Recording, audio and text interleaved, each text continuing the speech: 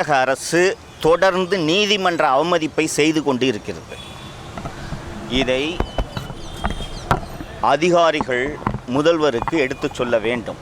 நான் இந்த அப்பீலை chief secretary mister Saikumar and director general of police HOPF designate mister Maheshkumar Agarwal ஆகியோருக்கு தான் நான் இந்த அப்பீலை வைக்கிறேன். ஒரு சில நாட்களுக்கு முன்பாக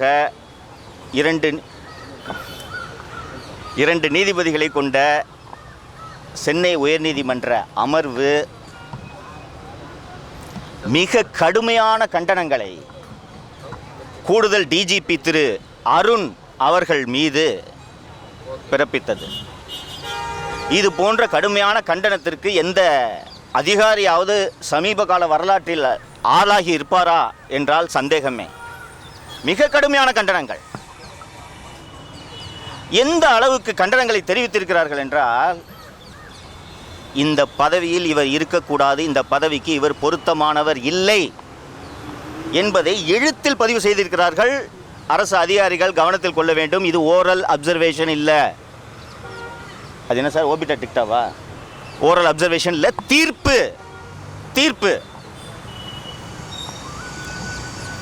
இப்படி தெளிவாக தீர்ப்பை எழுதிய பிறகும், அந்த தீர்ப்பு வெளியாகி கிட்டத்தட்ட 4 நாட்கள் ஆன பிறகும் திரு அருண் அவர்களை மாற்றாமல் லஞ்ச ஒழிப்புத்துறையிலே வைத்திருப்பது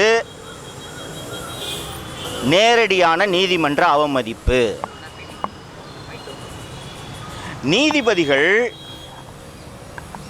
தெரியாமல் இந்த தீர்ப்பை எழுதவில்லை. அவர்கள் அருண் அவர்களின் நியமனம் ஏன் தவறு என்று சொன்னார்களோ அதற்கான காரணங்களை திரு அருண் அவர்கள் தற்போது லஞ்ச ஒழிப்புத்துறையில் செய்து கொண்டிருக்கிறார். அன்பார்ந்த தோழர்களே, சென்னை உயர்நீதிமன்றம், குறிப்பாக நீதிபதி திரு SM சுப்பிரமணியம் அவர்கள் தலைமையிலான அமர்வு ஆடலிகளை பயன்படுத்தக்கூடாது, அரசு வாகனங்களை துஷ்பிரயோகம் செய்யக்கூடாது என்று பல தீர்ப்புகளை வழங்கியிருக்கிறது. தமிழகத்தின் தலைமைச் செயலாளர் திரு சாய்குமார் அவர்களுக்கும் DGP designate mister Maheshkumar Agarwal அவர்களுக்கும் நான் ஒரு தகவலை சொல்லிக்கொள்ள விரும்புகிறேன். இன்று இந்த தருணத்தில் சென்னை மாநகர காவல்துறையின் 5 வாகனங்கள் லஞ்ச ஒழிப்புத்துறையில் ஓடிக்கொண்டிருக்கின்றன. முதல்வர் அவர்கள் பதவியேற்கும் நாளன்று ₹1 யாரையும் திருட விட மாட்டேன்னு சொல்றாரு. இவர் கண்ணு முன்னாடி லஞ்ச ஒழிப்புத்துறையில் அருண் அவர்கள் இந்த திருட்டை நடத்தி கொண்டிருக்கிறார். 5 வாகனங்கள், ஒரு வாகனத்துக்கு 160 லிட்டர் கோட்டா. கரெக்டா சார்? 160 எக்ஸ்ட்ரா கோட்டா ஒரு 60 சார்? எக்ஸ்ட்ரா கோட்டா ஒரு 60. இன்னைக்கு சாதாரண குடிமகன்கள் அந்த பெட்ரோல் டீசல் போடுறதுக்கு எவ்வளோ கஷ்டப்பட்டு இருக்கோம். நீங்கள் எல்லாருமே கஷ்டப்பட்டுருங்க. எல்லாம் 2 வீலர் வச்சுருப்பீங்க. அந்த விலை ₹1.50 ஏற நீங்கள் பகிருங்க உங்களுக்கு. ஆனால் 100 ரூபாய்க்கு போட்டோன்னா 100 ரூபாய்க்கு காற்று தான் வரும். 5 வண்டிங்க. நீதிபதி திரு SM சுப்பிரமணியம் அவர்கள் பல்வேறு தீர்ப்புகளில் ஆடலி முறை வெள்ளைக்காரர்கள் உருவாக்கிய முறை, ஒரு ஜனநாயக நாட்டில், இந்தியா போன்ற ஜனநாயக நாட்டில் அதற்கு இடமில்லை என்று எழுதியிருக்கிறார் தீர்ப்பில். தலைமைச் செயலாளர் அவர்களே, காவல்துறை இயக்குனர் அவர்களே, சென்னை மாநகர காவல்துறையின் ஸ்ட்ரெங்த்தை சேர்ந்த, சென்னை மாநகர காவல்துறையோட ஸ்ட்ரெங்த்தில், சென்னை மாநகர காவல்துறையில் சம்பளம் வாங்கக்கூடிய 20 காவலர்கள் இப்போது லஞ்ச ஒழிப்புத்துறையில் வேலை செய்து கொண்டிருக்கிறார்கள். ஆலந்தூரில் உள்ள லஞ்ச ஒழிப்புத்துறை இயக்குனர் அலுவலகத்தில், அந்த இயக்குனர் அலுவலகத்துக்கு நேர் எதிராக இணை இயக்குனரின் அலுவலகம் இருக்கும். இப்போது ஜாயிண்ட் டைரக்டர் போஸ்ட்டுக்கு வேக்கண்டா இருக்கு. அந்த இணை இயக்குனர் அலுவலகத்தில் சென்னை மாநகர காவல்துறையில் இருக்கக்கூடிய 20 பேர் இப்போது பணியாற்றி கொண்டிருக்கிறார்கள். ஒரு உயர்நீதிமன்ற டிவிஷன் பெஞ்ச் சொல்லுது, இவர் இந்த பதவிக்கு தகுதியானவர் அல்ல, இவர் இந்த குண்டர் சட்டத்தை லஞ்சம் வாங்கி கொண்டு போட்டிருக்காருன்னு எழுதிட்டாங்க. ஃபார் எக்ஸ்ட்ரானியஸ் கன்சிடரேஷன்ஸ் என்றால் என்னவென்பது தலைமைச் செயலாளருக்கும் தெரியும், டிஜிபிக்கும் தெரியும். தலைமைச் செயலாளர் அவர்கள் முதல்வரிடம் அவர்தான் எடுத்து சொல்ல வேண்டும். முதல்வருக்கு தெரியாது, அவருக்கு நிர்வாகம் புதிது. நீங்க ஆபீசர்ஸ், அருண் அவர்கள் ஒரு நொடி தொடரக்கூடாது லஞ்ச ஒழிப்புத்துறை இயக்குநராக என்பதை தலைமைச் செயலாளர் சொல்ல வேண்டும். டிஜிபி இன்னும் வரல. ஹோம் செக்ரட்டரி சொல்லணும் மணிவாசன். அப்போது இந்த அதிகாரிகள் முதல்வரை தவறாக வழி நடத்துகிறார்களா? அவங்க தானே சொல்லணும். சீஃப் மினிஸ்டர் ஜட்ஜ்மெண்ட்டை படிச்சிருக்க மாட்டாருங்க. நான் சொல்றேன், நீங்க படிக்கணுமா இல்லையா? The Gunda's detention order has been passed for extraneous considerations. லஞ்சம் வாங்கிட்டு இந்த லஞ்சத்துக்காக இந்த குண்டர் சட்டத்தை சந்தோஷ் சர்மா மீது குண்டர் சட்டம் போடப்பட்டுள்ளது. இதை விட வேற என்னங்க சொல்லணும்? இப்போ அந்த எக்ஸ்ட்ரானியஸ் கன்சிடரேஷன்ஸ் இருக்கு.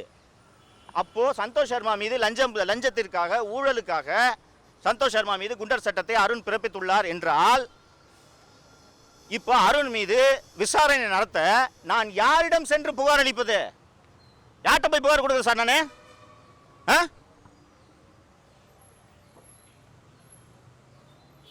இது தமிழக அரசுக்கு மிகப்பெரிய அவமானம். நீதிபதிகள் கடந்த வாரம் இந்த புதனுக்கு முன்னாடி புதன்ல நீதிபதிகள் திரு அருண் அவர்களை நேரில் வந்து ஆஜராக வேண்டும் என்று உத்தரவு போடுகிறார்கள். இது எல்லாருக்கும் தெரியும். ஜெயிலில் நானே படித்தேன். அப்படி இருக்கும்போது நீதிமன்றம் அருணை வரவழைத்து என்ன சொல்கிறது என்பதை பார்த்த பிறகுதானே நீங்கள் பதவி நியமனத்தை வழங்கியிருக்க வேண்டும். புதன்கிழமை கோர்ட்டில் அப்பியர் ஆகணும், செவ்வாய்க்கிழமை இவருக்கு அருணை விஜிலன்ஸ் டைரக்டராக போட்டிங்கன்னா கோர்ட்டை கிண்டல் பண்ணுற மாதிரி இல்லை? அப்படித்தான் நீதிமன்றம் எடுத்துக்கொண்டது. நாங்கள் இவரை வர சொல்லியிருக்கிறோம், மீடியாவில் ரிப்போர்ட் ஆகிருக்கு, ஊருக்கே தெரியுது. நாங்கள் வர சொல்லியிருக்கோம்னா ஏதோ ஒரு காரணம் இருக்கும், வந்த பிறகு போஸ்டிங் போடுங்க. நாங்கள் வர சொல்கிறதுக்கு நாள் வந்து நீங்கள் அவர் லஞ்ச ஒழிப்புத்துறை இயக்குனராக போட்டிங்கன்னா என்னங்க அர்த்தம்? கிண்டல் பண்ணுறீங்களா? கோர்ட்டை பார்த்தா உங்களுக்கு கிண்டலாக இருக்கா? இதான் மீனிங்க. நீதிமன்றம் கடுமையான கோபம் அடைந்துதான் அருண் அவர்களுக்கு சம்மனை அனுப்பியது. நீதிமன்றம் அந்த சம்மனை அனுப்ப வேண்டிய தேவையெல்லாம் இல்லை. கோர்ட்டில் பப்ளிக் ப்ராசிக்யூட்டர் இருக்காரு, அரசு வழக்கறிஞர் இருக்காரு. இவரை சைதாப்பேட்டை இன்ஸ்பெக்டர் வர சொல்லுங்கன்னா அவர் சொல்லி சைதாப்பேட்டை இன்ஸ்பெக்டர் வந்துடுவார். தனியாலாம் நீங்கள் சம்மன்லாம் கொடுக்க வேண்டியதில்லை. ஆனால் அந்த நீதிமன்றம் ஏன்பா ஒருத்தன் தப்பு பண்ணியிருக்கான்ட்டு நாங்கள் வந்து அந்த நபரை விசாரணைக்கு நேரில் ஆஜராக வேண்டும் என்று சொன்னால், அதற்கு முதல் நாள் அவரை லஞ்ச ஒழிப்புத்துறை இயக்குநராக நியமித்தால் என்ன பொருள்? இதற்காகத்தான் நீதிமன்ற ஊழியரை விட்டு அருணை நேரில் ஆஜராக மாதிரி சம்மனை சரு பண்ணுங்கன்னு சொல்லிட்டு அன்னைக்கு காஸ்ட் லிஸ்ட்ல formerly commissioner of police at present director of vigilance and anti corruption caste லிஸ்ட்ல போடுறாங்கன்னா நீங்க அந்த பதவிக்கு அவர்களை நியமித்ததை நீதிமன்றம் விரும்பவில்லை என்பதுதான் பொருள். அது ஒரு இண்டிகேஷன். அப்பயாவது புரிஞ்சிருக்கணும் அரசு. தீர்ப்புல எழுதுறாங்கங்க, ஆகச்சிறந்த பண்பாளர்களும் நேர்மையாளர்களும் வகித்த பதவி அந்த லஞ்ச ஒழிப்புத்துறை இயக்குனர் பதவி. பேர் எழுதுறாங்க. C L Narasimhan, C L Ramakrishnan, C V Narasimhan போன்ற பண்பாளர்கள் பதவி வகித்த பதவியில் அருணை நியமிக்கலாமா என்று அவர்கள் கேட்டு 4 நாட்கள் ஆகிறது. தமிழக முதல்வர் ஒரு விஷயத்தை நினைவில் வைத்துக் கொள்ள வேண்டும். திராவிட முன்னேற்ற கழகத்தின் தலைவரும் முன்னாள் முதல்வரும்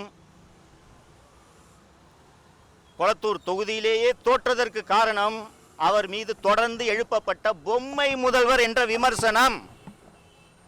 நானே பலமுறை பேசியிருக்கேன். முதல்வருக்கு எதுவும் தெரியாது, உலகத்தில் என்ன நடக்கிறது என்று தெரியாமல் கனவு உலகத்தில் வாழ்ந்து கொண்டிருக்கிறார் முதல்வர் என்று நான் பலமுறை பேசியிருக்கிறேன். எதிர்க்கட்சி தலைவர்களும் விமர்சனம் செய்திருக்கிறார்கள். அதனால்தான் மு.க. ஸ்டாலின் கொளத்தூரில் தோற்றார் என்பதை இன்றைய முதல்வர் திரு விஜய் அவர்கள் புரிந்து கொள்ள வேண்டும். நேரடியாக நீதிமன்ற அவமதிப்பை தமிழக அரசு செய்து கொண்டிருக்கிறது. இதை நீதிமன்றங்கள் எளிதாக எடுத்துக் கொள்ளாது என்பதை முதல்வருக்கு அதிகாரிகள் எடுத்து சொல்ல வேண்டும். இதற்கு முன்பு இருந்த அரசு அதிகாரிகளால் நடத்தப்பட்டது. அந்த அதிகாரிகள் தங்கள் சுயநலனை மட்டுமே மனதில் வைத்து பணியாற்றினார்கள். அப்படியெல்லாம் இல்லாமல் நல்ல அதிகாரிகளை இந்த அரசு தேர்ந்தெடுக்கிறது. தலைமைச் செயலாளர் திரு சாய்குமார் ஆகட்டும், டிஜிபி திரு மகேஷ்குமார் அகர்வால் ஆகட்டும், சென்னை மாநகர ஆணையர் திரு அமல்ராஜ் ஆகட்டும், நல்ல அதிகாரிகளை தேர்ந்தெடுத்துக்கிறார்கள். இந்த அதிகாரிகள் இந்நேரத்தில் முதல்வரிடம் நீதிமன்றம் இப்படி சொல்லியிருக்கிறது, நமது அரசு செய்த மாபெரும் பிழை இது, அதற்கான காரணத்தை கண்டறிய வேண்டும். அதற்கு முன்பு முதலில் நீதிமன்ற உத்தரவிலேயே எழுதியிருப்பதனால் உடனடியாக அருண் அவர்களை லஞ்ச ஒழிப்புத்துறையிலிருந்து மாற்ற வேண்டும் என்பதை முதல்வர் அவர்களுக்கு இந்த அதிகாரிகள் எடுத்து கூறியிருக்க வேண்டும். அவரை மாற்றாமல் வைத்திருக்க அவர்கள் தமிழக அரசு நீதிமன்ற அவமதிப்பை செய்து கொண்டிருக்கிறது என்பதை முதல்வருக்கு அதிகாரிகள் எடுத்து சொல்ல வேண்டும்.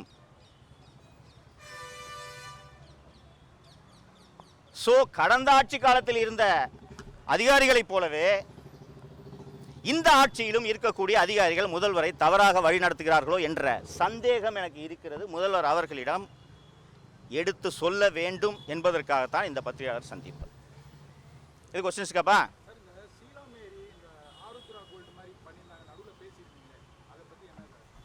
அவுட் ஆஃப் கான்டெக்ஸ்டாக இருக்குங்க. நான் அதை பற்றி விவரம் தெரியல, தெரியாமல் என்னால் பதில் சொல்ல முடியல. அதே மாதிரி உங்களை திமுக ஆட்சி வந்து அரெஸ்ட் பண்ணி போட்டது, இவரை முக்தாரை கூட்டிகிட்டு போனாங்க, கொண்டு வந்து வீட்டில் விட்டாங்கன்ட்டு புதிய அரசு பெருந்தன்மையோடு நடந்து கொள்கிறது என்று தான் நாம் புரிந்து கொள்ள வேண்டும். வேற என்ன இருக்குது?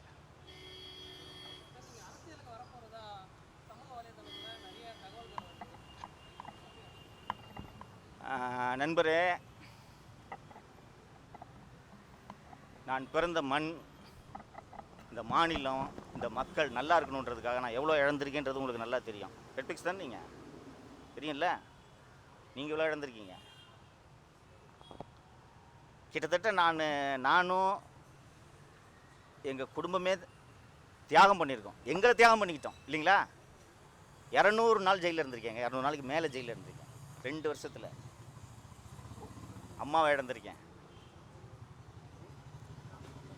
அப்போது இந்த மக்கள் அவதிப்படும் சூழல் ஏற்பட்டால் வேடிக்கை பார்த்து கொண்டிருப்பேனா?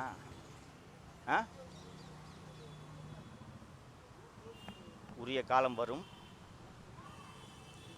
பார்க்கலாம்.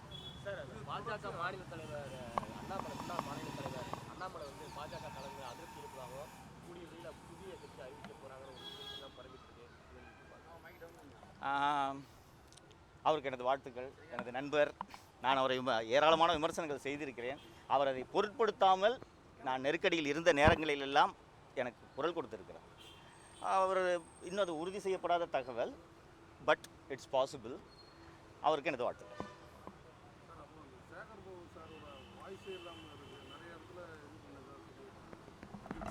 இல்லை, புரியலைங்க எனக்கு.